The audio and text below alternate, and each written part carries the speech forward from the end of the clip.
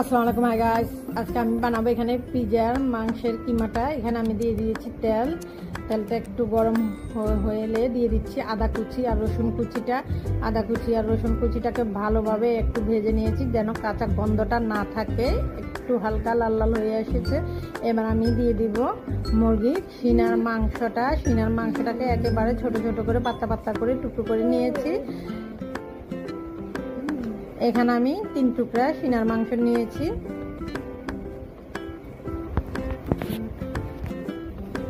দিয়ে দিচ্ছি স্বাদ অনুযায়ী লবণ, দিয়ে দিচ্ছি গোলমরিচের গুঁড়া, সাদা গোলমরিচের গুঁড়াটা গুঁড়ো করে দিয়েছি। দিয়ে এগুলোকে আবার কয়েক মিনিট ভাজবো।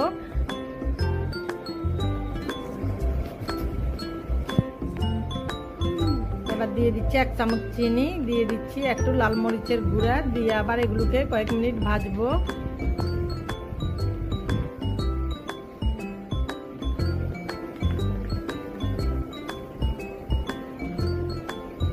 এবার দিয়ে দিচ্ছি আমি সয়া সস,